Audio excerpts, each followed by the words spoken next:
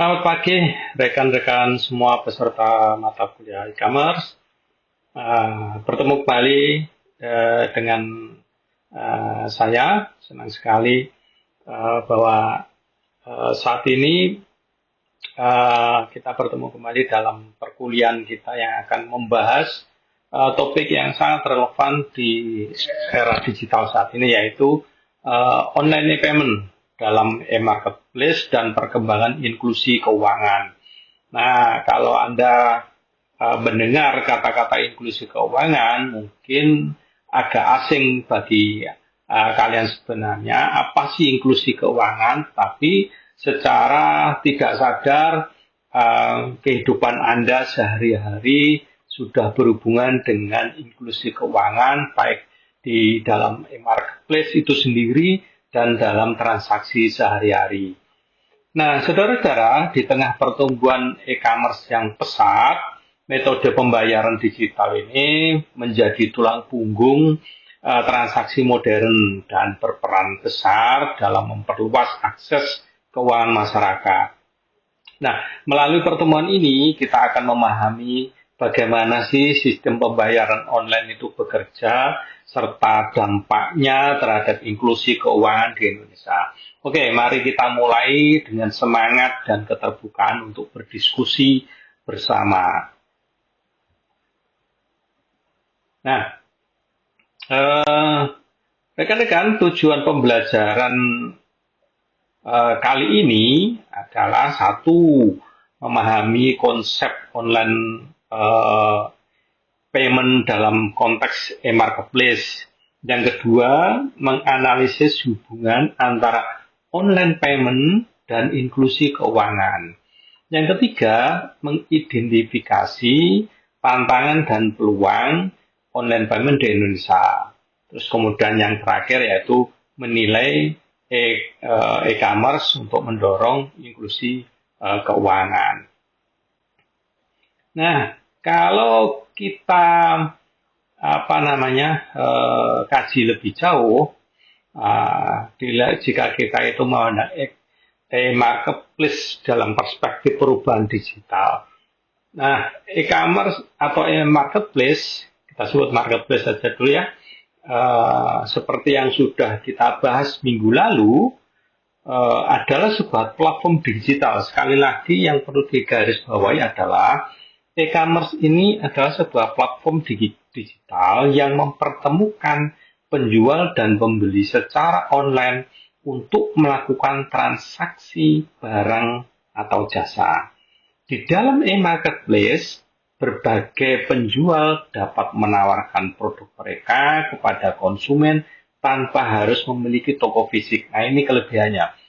Para pelaku usaha UMKM yang selama ini harus buka workshop, harus menyewa ruko, terus kemudian pajaknya itu juga tinggi. Dengan adanya e-marketplace ini, mereka tanpa harus memiliki toko fisik sudah bisa berjualan. Nah, platform ini memfasilitasi proses pencarian, pemesanan, pembayaran, hingga pengiriman barang secara terintegrasi. Jadi semuanya sudah menjadi satu, terintegrasi. Contoh marketplace yang populer di Indonesia itu seperti Tokopedia, Shopee, bisa Bukalapak, tetapi Bukalapak sudah tutup ya. Selain Shopee ada Lazada, Blibli.com, terus kemudian TikTok pun sekarang sudah ada platform jualannya. Nah, e-marketplace ini memberikan kemudahan, efisiensi dan jangkauan pasar yang lebih luas bagi pelaku usaha dan konsumen, saudara-saudara. Jadi, Anda bisa membeli barang itu dimanapun Anda berada untuk menjangkau barang-barang yang mungkin di luar wilayah domisili Anda berada. Nah, transformasi digital itu telah mengubah secara signifikan cara konsumen melakukan transaksi dalam kehidupan sehari-hari. Ada disrupsi, ada perubahan besar dalam konsep perdagangan, dalam perilaku konsumen itu melakukan transaksi. Jika sebelumnya itu orang itu lebih suka untuk datang langsung ke workshop, ke ruko, ke tempat orang jualan, tetapi sekarang itu kecenderungannya lebih berbeda. Meskipun masih ada beberapa orang itu masih suka datang langsung ke tempat workshop atau tempat toko, pertokoan atau retail, tetapi di sisi lain ada perilaku yang berbeda. Orang jauh lebih berpikir efisien, lebih baik memanfaatkan e-commerce dalam platform-platform digital. Nah, jika sebelumnya itu dilakukan secara tatap muka dengan pembayaran tunai, nah kini konsumen itu lebih memilih metode digital seperti mobile banking, e-wallet, dan pembayaran melalui aplikasi e-commerce yang lainnya. Nah, tentu saja perubahan ini didorong oleh satu kemudahan, terus kemudian kecepatan, dan keamanan yang ditawarkan teknologi digital. Selain itu, adopsi perangkat mobile dan akses internet yang semakin luas juga mempercepat pergeseran perilaku konsumen menuju transaksi digital yang lebih praktis dan efisien. Jadi dengan adanya internet yang semakin murah, semakin cepat, itu juga mendorong sebuah ekosistem ekonomi digital tersebut.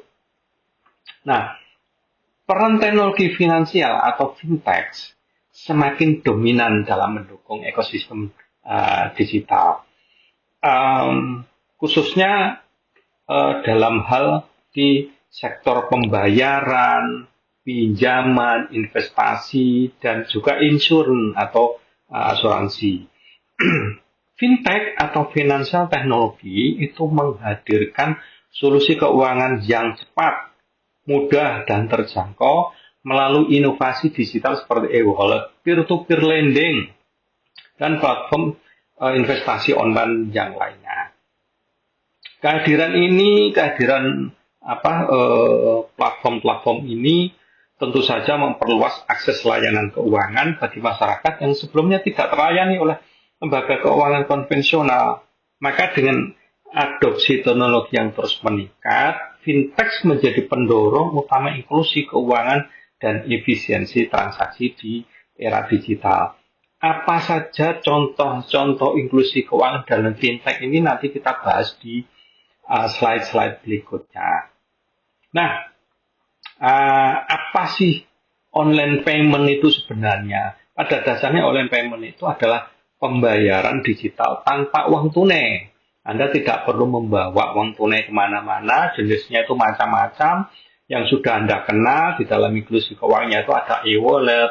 E-wallet itu terdiri atas GoPay, OVO, ShopeePay. Anda juga bisa menggunakan kartu kredit atau debit yang ini sudah banyak digunakan, sudah beberapa puluh tahun terakhir ini kartu kredit maupun debit itu sudah terlalu umum, sudah terlalu mainstream. Perkembangannya sekarang itu ada QRIS atau virtual account, ya. Nah, online payment itu pada dasarnya sekali lagi yang di-highlight, yang bisa digarisbawahi itu ada metode pembayaran yang dilakukan secara digital melalui jaringan internet tanpa menggunakan uang tunai langsung. Jadi Anda sekali-lagi tidak perlu Anda membawa uang tunai. Nah, sistem ini memungkinkan konsumen untuk melakukan transaksi secara cepat, aman, dan efisien kapan saja dan di mana saja. Nah, sudah saya terangkan tadi, online payment itu mencakup beberapa hal, e-wallet dan lain sebagainya itu. Nah, online payment ini juga mendukung pencatatan transaksi secara otomatis dan transparan, sehingga tidak mungkin terjadi istilahnya transaksi bohong-bohongan. Karena transaksinya tercatat, history lognya itu tercatat tanggal berapa, jam berapa, transaksi apa, jumlahnya berapa, nilainya, semuanya tercatat dengan rapi. Nah, selain itu, online payment itu juga berperan penting dalam pertumbuhan ekonomi digital. Nah, kenapa? Karena online payment memiliki beberapa keunggulan dibandingkan metode pembayaran tradisional seperti tunai atau transfer manual. Tunai atau transfer manual dengan menggunakan perbankan itu kondisi sekarang ini di tahun 2025 ini sudah dianggap menjadi sebuah metode yang tradisional. Meskipun 25 tahun yang lalu, seperempat abad yang lalu, penggunaan transfer, misalnya kita sebut saja klik BCA, itu adalah sebuah metode pembayaran yang sangat progresif dan futuristik. Tetapi dengan perkembangannya sekarang, adanya inklusi keuangan, model-model seperti itu sudah bergeser menjadi tradisional. Keunggulan utamanya adalah kemudahan dan kecepatan dalam bertransaksi. Itu pasti yang harus digarisbawahi. Ada kemudahan dan kecepatan dalam bertransaksi. Karena pengguna cukup menggunakan perangkat digital, HP misalnya, untuk apa? Untuk menyelesaikan pembayaran tanpa harus datang ke tempat fisik.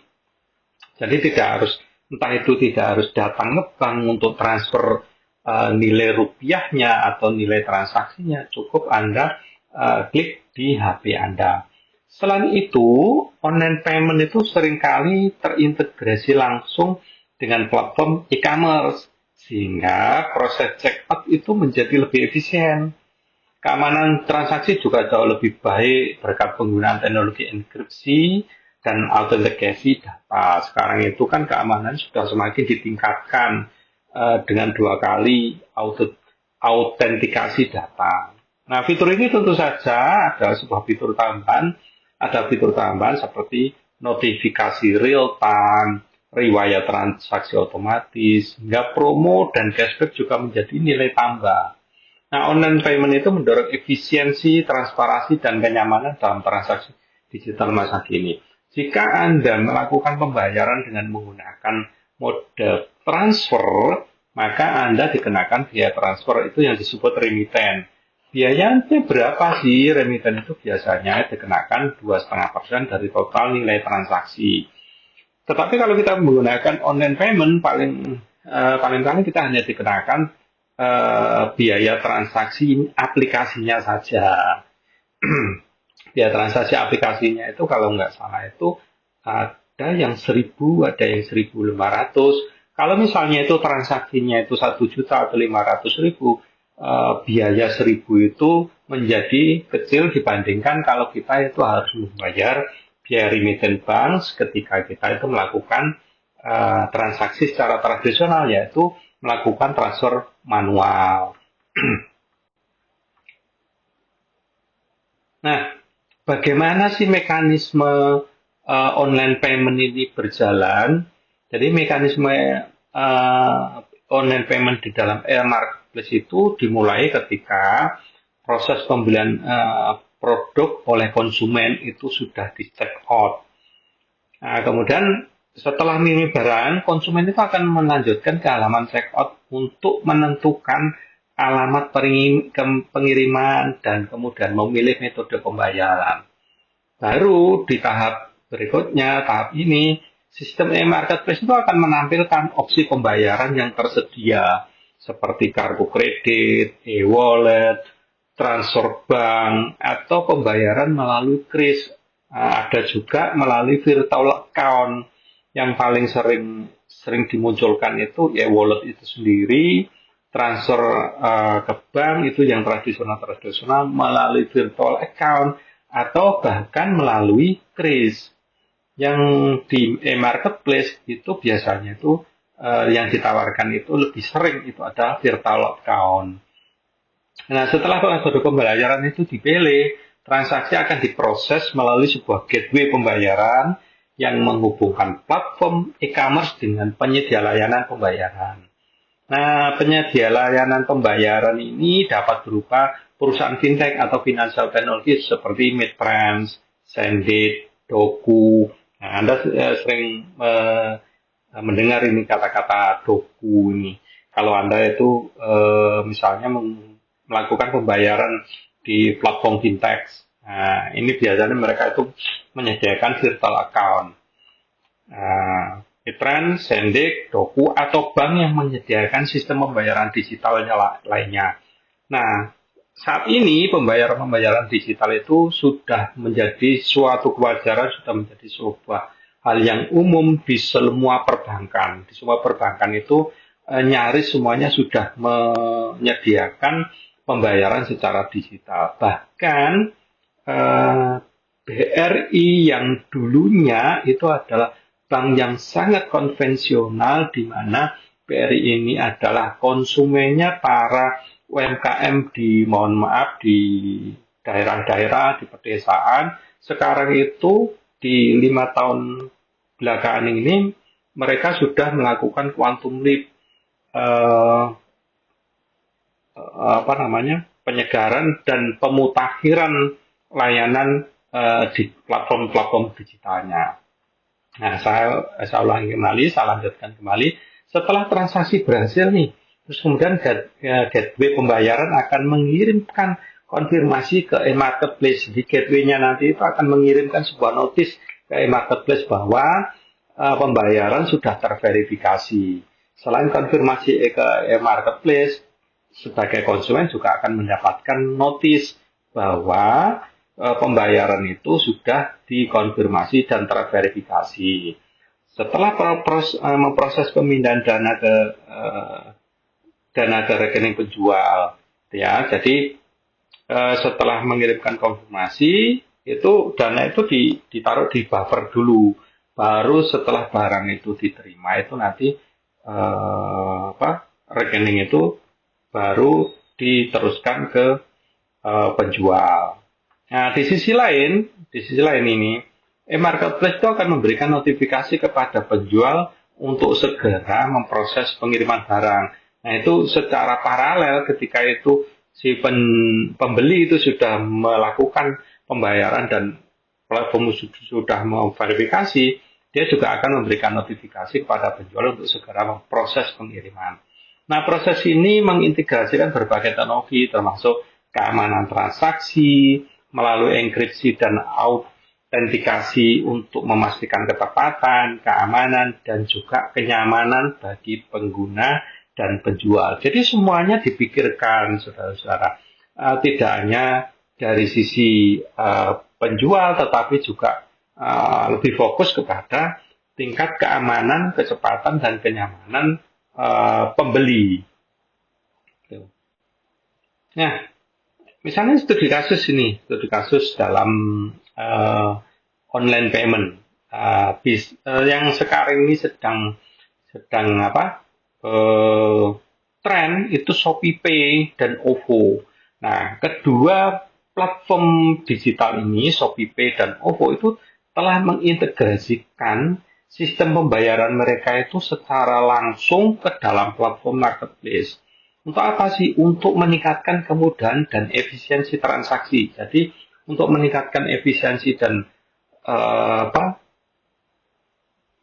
kemudahan, mereka itu mengintegrasikan ke marketplace. Nah, ShopeePay itu memberikan kemudahan bagi pengguna Shopee itu dengan menawarkan misalnya cashback, promo eksklusif, dan program loyalitas yang mendorong konsumen untuk melakukan pembayaran secara langsung melalui aplikasi.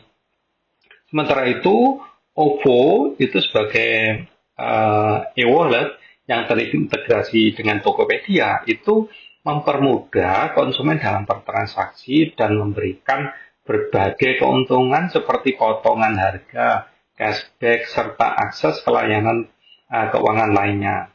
Selain OVO, Tokopedia itu juga terintegrasi dengan GoPay yang sifatnya sama, karena Tokopedia itu sekarang kan sudah merger dengan Gojek. Jadi mereka itu sistem pembayarannya itu juga menggunakan GoPay selain OVO. Nah, integrasi ini memfasilitasi transaksi yang lebih cepat dan aman, meningkatkan pengalaman pengguna. Nah, cashback dan promo itu menjadi sebuah insentif yang efektif untuk apa sih? Untuk menarik minat konsumen dalam menggunakan layanan pembayaran digital seperti e-wallet atau platform e-commerce. Nah, kenapa harus demikian? Karena dengan menawarkan cashback, pengguna itu dapat memperoleh kembali sebagian uang yang dibelanjakan, meskipun itu dalam bentuk koin digital yang bisa dibelanjakan kembali. Sementara promo seperti diskon atau potongan harga itu memberikan keuntungan langsung pada setiap transaksi. Nah, insentif ini tidak hanya mendorong konsumen untuk melakukan pembelian lebih sering, ini namanya sebuah strategi penjualan ya, untuk mendorong repeat buying. Selain itu, strategi ini untuk meningkatkan loyalitas pelanggan itu sendiri agar mereka itu selalu melakukan repeat buying. Selain itu, cashback itu dan promo itu membantu mempermudah adopsi teknologi pembayaran digital di kalangan pengguna yang baru. Karena ketika pengguna yang baru itu kan masih bingung, tetapi kebanyakan pengguna baru yang sekarang ini yang menggunakan platform digital itu adalah generasi setelah milenial, generasi Z yang memang lahir itu dengan sudah dengan lingkungan environment yang full teknologi. Kemudian sementara itu integrasi ShopeePay dan OVO juga GoPay dalam platform e-commerce seperti Shopee dan Tokopedia itu secara signifikan meningkatkan loyalitas pelanggan dan frekuensi transaksi harian. Ada frekuensi transaksi harian yang terus meningkat secara eksponen. Nah, karena dengan menawarkan kemudahan pembayaran langsung, cashback serta promo eksklusif, pengguna itu merasa lebih dihargai karena ada poin yang masuk, ada keuntungan atau benefit yang mereka dapatkan. Pengguna itu merasa lebih dihargai dan termotivasi untuk terus berharga. Ingat, pengguna itu apalagi yang mempunyai sifat sedikit potensi shopaholic, mereka akan melakukan belanja yang berulang, repeat buying, karena merasa ada benefit yang dia dapatkan ketika belanja di platform tersebut. Nah, program loyalitas yang menguntungkan seperti point reward, terus dan potongan harga khusus, itu juga mendorong pelanggan itu untuk tetap menggunakan ShopeePay atau OVO ataupun GoPay dalam transaksi berikutnya. Mereka merasa senang karena apa? Platform ini memberikan benefit yang banyak bagi pelanggan. Beberapa konsumen yang sudah lama menggunakan kartu kredit itu biasanya tidak mau menggunakan metode yang lain, metode konvensional maksud saya. Itu karena apa? Mereka sudah mendapatkan banyak benefit yang ditawarkan yang telah diberikan oleh kartu kredit. Nah, hal ini menciptakan siklus pembelian yang berulang, meningkatkan keterlibatan konsumen secara terus-menerus, begitu. Nah, sementara itu inklusi keuangan itu apa sih? Tadi kan sudah kita singgung nih beberapa hal inklusi keuangan, terus kemudian adanya platform online payment. Nah, sementara inklusi keuangan itu sebenarnya sebuah akses atau layanan keuangan formal oleh masyarakat. Nah, di mana inklusi keuangan itu kondisi di mana seluruh lapisan masyarakat itu, terutama yang tidak terjangkau oleh layanan keuangan tradisional, itu memiliki akses yang adil terhadap produk dan jasa keuangan formal. Tanpa harus memiliki rekening, masyarakat itu tetap bisa melakukan transaksi keuangan secara digital seolah dia itu mempunyai rekening di bank. Karena hal ini mencakup akses ke rekening bank, pinjaman, asuransi, pembayaran digital. Nah, untuk apa sih inklusi keuangan ini? Inklusi keuangan itu bertujuan untuk mengurangi ketimpangan ekonomi yang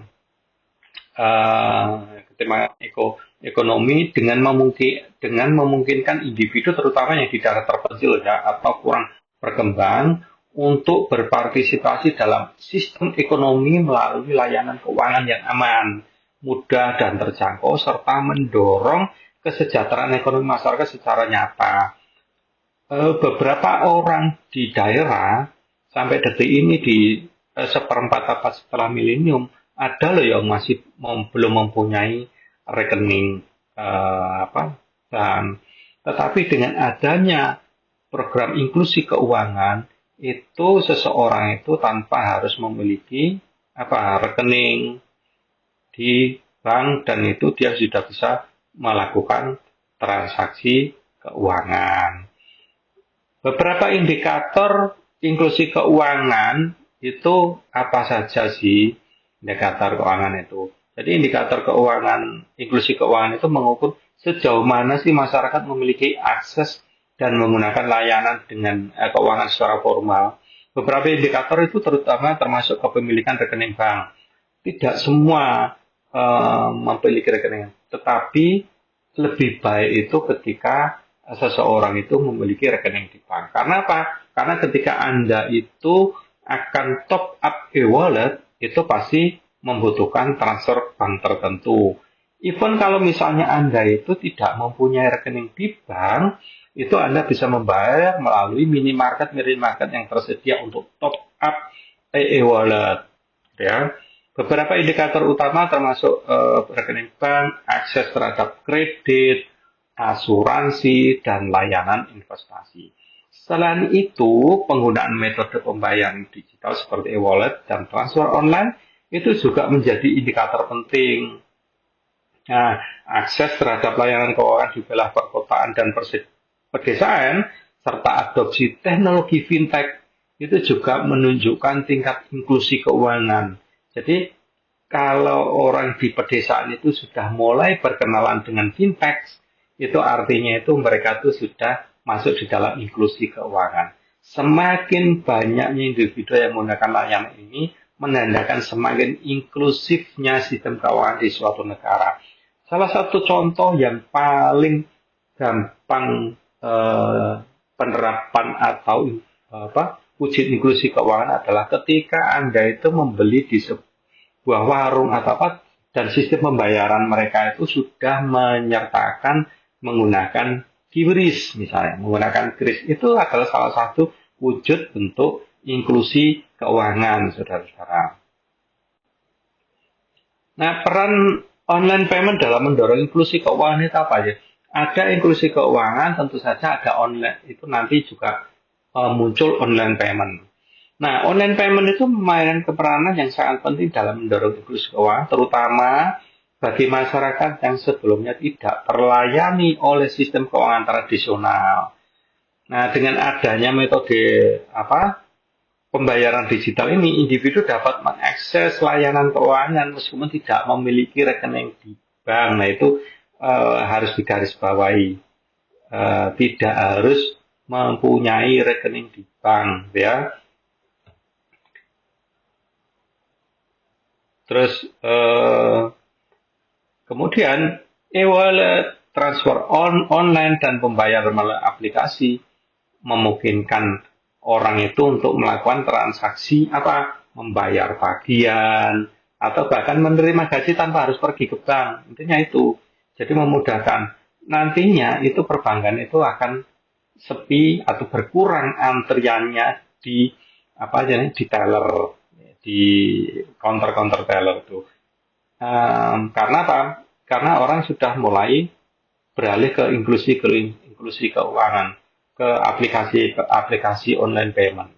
Hal ini sangat relevan bagi masyarakat di daerah terpencil atau mereka yang tidak memiliki akses ke layanan perbankan konvensional. Kita tahu untuk bisa mengakses ke perbankan konvensional itu kalau misalnya tempatnya jauh, mohon maaf saudara-saudara kita itu di Pulau Kangean, di Pulau Madura yang letaknya yang paling timur, itu untuk bisa mengakses kepada layanan seperti ini, public service seperti itu membutuhkan effort yang luar biasa.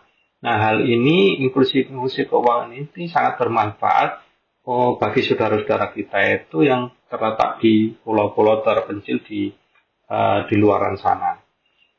Selain itu, online payment itu juga memberikan peluang bagi UMKM itu untuk berkembang dengan menyediakan platform yang memungkinkan mereka menerima pembayaran dari konsumen secara efisien, jadi lebih efisien tanpa harus misalnya UMKM itu saudara-saudara kita atau teman-teman UMKM yang ada di lapak-lapak tradisional itu kan salah satu risikonya itu adalah apa? Menerima pembayaran dalam bentuk misalnya ya, ini risiko uang palsu, ada kemungkinan seperti itu. Nah, di dalam inklusi keuangan ini dengan menggunakan online payment, hal tersebut itu bisa diminimalisir.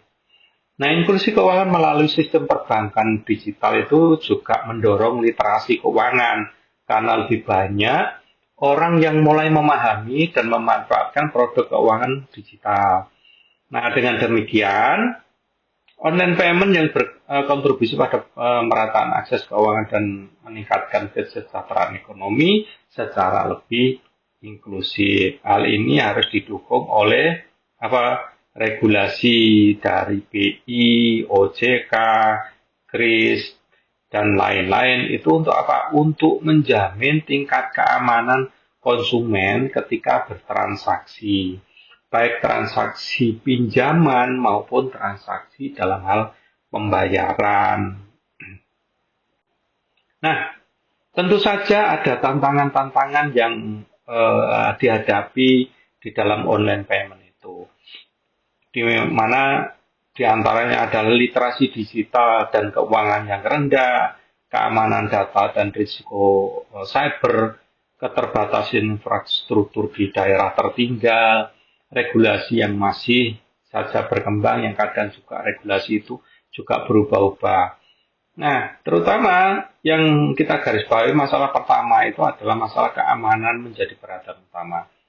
Dengan meningkatnya risiko serangan cyber, pencurian data, dan penipuan online yang dapat merugikan konsumen itu merusak kepercayaan terhadap sistem pembayaran digital. Ada ketakutan-ketakutan sendiri bagi masyarakat awam yang tidak mempunyai literasi yang cukup terkait dengan sistem pembayaran digital, itu mereka menjadi takut.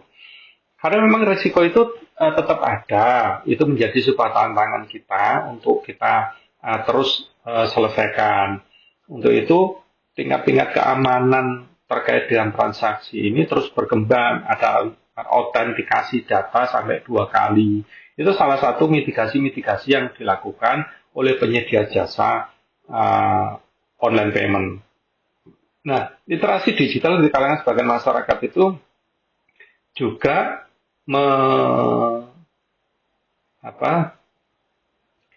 menghambat adopsi teknologi pembayaran digital, terutama di daerah pelosok. Nah, ini biasanya itu, ya mohon maaf, di daerah-daerah pelosok yang tingkat literasinya kurang terkait dengan literasi keuangan. Yang lebih parah lagi, sudah literasinya kurang, ditambah keterbatasan infrastruktur teknologi, seperti jaringan internet yang memang belum optimal di beberapa wilayah, itu menjadi kendala dalam mendukung digitalisasi pembayaran yang merata. Nah, itu menjadi penyebab ataupun bisa menjadi sebuah akses. Karena adanya keterbatasan infrastruktur, maka mereka tidak literate. Tetapi sebaliknya, ketika mereka tidak literate, itu sehingga infrastruktur teknologi pun tidak termanfaatkan dengan baik. Yang keempat itu masalah perlindungan data pribadi dan etika penggunaan data juga menjadi tantangan yang serius. Karena mengingat banyaknya informasi sensitif yang terlibat di dalam transaksi digital. Paling tidak itu data diri Anda itu terekspos ketika Anda itu melakukan transaksi digital. Ada kecenderungan, ada risiko terekspos data pribadi Anda. Yang kelima itu terutama bagi UMKM, biaya transaksi yang tinggi dan keterbatasan akses ke teknologi menjadi hambatan dalam mengadopsi sistem pembayaran digital. Teman-teman UMKM yang masih merintis usaha itu kadang juga mempunyai keterbatasan akses itu dan juga hambatan terkait dengan ya biaya transaksi itu adalah sebuah cost benefit yang memang harus dibayarkan ketika kita itu berhubungan dengan inklusi keuangan. Nah, mengatasi tantangan ini memerlukan kolaborasi antara pemerintah, penyedia layanan, dan masyarakat untuk apa? Untuk menciptakan ekosistem pembayaran digital yang aman, inklusif, dan tentu juga berkelanjutan. Ini memang membutuhkan sinergi antara pelaku usaha dan juga para konsumen, juga pelaku usaha dan penyelenggara negara dalam hal ini yang memberikan regulasi, yaitu pemangku kepentingan. Nah, selain tantangan juga ada peluang-peluang di masa yang akan datang. Peluangnya itu paling tidak itu ada peningkatan adopsi internet, dukungan pemerintah melalui program GPN dan KRIS, kolaborasi e-commerce dan fintech, potensi inovasi misalnya Buy Now, Pay Later, dan Embedded Finance. Nah, narasinya begini, peluang pembayaran digital di Indonesia itu masih sangat menjanjikan karena seiring dengan proses pertumbuhan transaksi yang signifikan. Pertumbuhan transaksi di marketplace itu sangat signifikan. Pada tahun 2025 saja, nilai transaksi pembayaran digital itu diperkirakan mencapai 2 triliun lebih, 2,9 triliun tepatnya itu, hampir 3 triliun.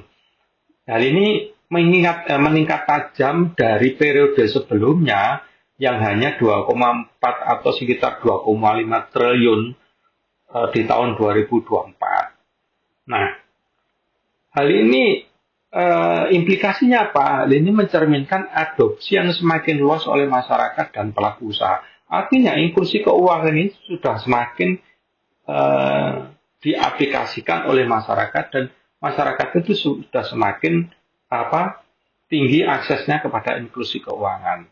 Nah, salah satu pendorong utama itu adalah adopsi teknologi seperti KRIS. Apa sih KRIS itu? Quick Response Code Indonesian Standard yang digunakan paling tidak itu saat ini lebih dari 43 juta pengguna lah. Dan 29 jutaan merchant dan sebagian besar itu adalah mereka UMKM. Jadi thanks to UMKM, di mana UMKM itu menjadi pendorong tumbuhnya fintech, financial technology, ya, terutama KRIS, ya, adanya KRIS. Bahkan kalau Anda di kantin kampus bawah itu beli kerupuk aja sudah bisa menggunakan KRIS. Ini salah satu kemajuan yang luar biasa. Karena KRIS ini memfasilitasi transaksi non-tunai yang cepat, aman, dan terstandarisasi, serta mendukung inklusi keuangan di daerah terpencil. Tetapi bukan hanya terpencil saja, di kota besar, KRIS itu sudah menjadi sebuah perilaku pembayaran yang umum, sebuah kewajaran menggunakan KRIS. Ya, Anda tidak perlu bawa dompet kemana-mana yang isinya receh-receh itu. Anda cukup membuka HP Anda, terus kemudian membuka KRIS Anda. Nah, selain itu, munculnya super apps dan integrasi open banking itu membuka peluang bagi konsumen untuk mengakses berbagai layanan keuangan dalam satu platform, meningkatkan kenyamanan dan efisiensi transaksi. Nah, dengan dukungan dari Bank Indonesia melalui Blueprint Sistem Pembayaran Indonesia BSPI tahun 2025, digitalisasi sistem pembayaran diharapkan dapat mendorong pertumbuhan ekonomi digital yang inklusif dan berkelanjutan. Nah, secara keseluruhan nih, masa depan pembayaran digital di Indonesia itu menurut saya itu menuju arah yang sangat positif. Karena ini dia punya potensi yang besar untuk memperluas akses keuangan. Selain itu, bisa meningkatkan efisiensi ekonomi dan mendorong transformasi digital di berbagai sektor. Nah, ini sekali lagi highlight-nya itu thanks to UMKM yang membantu mendorong inklusi keuangan itu tumbuh pesat karena digunakan lebih dari 43 juta pengguna dan 29 juta merchant, hampir 30 juta merchant yang tersebar di seluruh Indonesia. Nah, diskusi kali ini, diskusi kelas, itu Anda harus menjawab beberapa pertanyaan ini. Nah, bagaimana sih online payment itu membantu UMKM di Indonesia? Apakah online payment itu cukup aman untuk semua kalangan pengguna? Apakah juga apa yang bisa dilakukan nih untuk meningkatkan inklusi keuangan melalui e-marketplace? Tiga pertanyaan ini, tiga diskusi ini wajib Anda jawab melalui kolom komentar. Kapan itu? Pada hari kuliah berlangsung, Anda wajib menjawab di kolom komentar.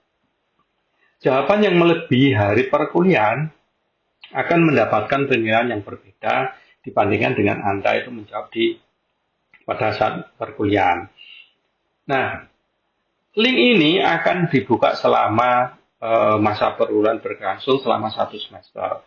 Lebih dari itu, linknya akan ditutup komentarnya bagi Anda semua. Nah, diskusi ini dibuka mulai dari sekarang. Anda boleh memberikan jawaban-jawaban ini di kolom komentar hari ini ya, hari ini. Ketika Anda selesai mendengarkan atau selesai perkuliahan ini, Anda bisa langsung memberikan komentar Anda, diskusi Anda di kolom komentar. Kesimpulan dan penutup kali ini, online payment itu menjadi, kalau boleh saya bilang itu adalah menjadi tulang punggung transaksi digital. Perannya itu krusial, penting dalam e-marketplace dan inklusi keuangan.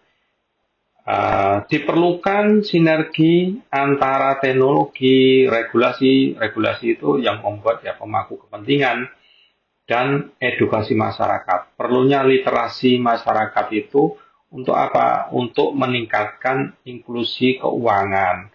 Masyarakat harus literate, baik literate itu untuk menggunakan maupun literate bagaimana mengamankan akun mereka ketika bertransaksi agar tidak terjadi hal-hal yang tidak diinginkan. Nah, ini adalah referensi dari mata kuliah hari ini. Rekan-rekan, terima kasih atas waktu Anda. Silakan berikan jawaban diskusi Anda itu di kolom komentar hari ini. Kita ketemu lagi di tema-tema e-marketplace atau e-commerce yang akan datang. Selamat siang, selamat pagi.